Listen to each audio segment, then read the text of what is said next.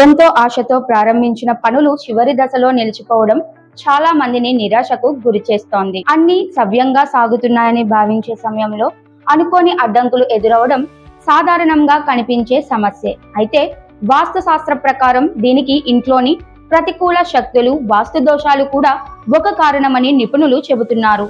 వాస్తు శాస్త్రం ప్రకారం ఇంట్లో ప్రతికూల శక్తి పెరిగితే కుటుంబ సభ్యుల మధ్య మనస్పర్ధలు, ఆర్థిక ఇబ్బందులు, మానసిక ఒత్తిడి, ముఖ్యమైన పనుల్లో ఆటంకాలు వంటి సమస్యలు తలెత్తే అవకాశం ఉంటుంది. ఇలాంటి పరిస్థితులను అధిగమించేందుకు కొన్ని సులభమైన వాస్తు పరిహారాలు సూచిస్తున్నారు. సూర్యునికి జలాభిషేకం చేస్తే సానుకూల శక్తి పెరుగుతుందా?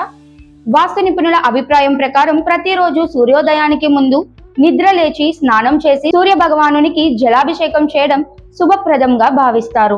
ఈ సమయంలో సూర్య మంత్రాలను జపించి ఎర్రటి పువ్వును సమర్పించడం ద్వారా ఇంట్లో సానుకూల శక్తి పెరుగుతోందని విశ్వాసం. దీంతో మానసిక ధైర్యం పెరగడంతో పాటు నిలిచిపోయిన పనుల్లో ఉన్న ఆటంకాలు తొలగి విజయానికి మార్గం సుగమనం అవుతుందని చెబుతున్నారు. అలాగే కుటుంబంలో శాంతి, సౌఖ్యం, ఆర్థిక స్థిరత్వం కూడా పెరుగుతాయని నమ్మకం. హనుమంతుడికి కొబ్బరికాయ సమర్పిస్తే ఏం జరుగుతుంది?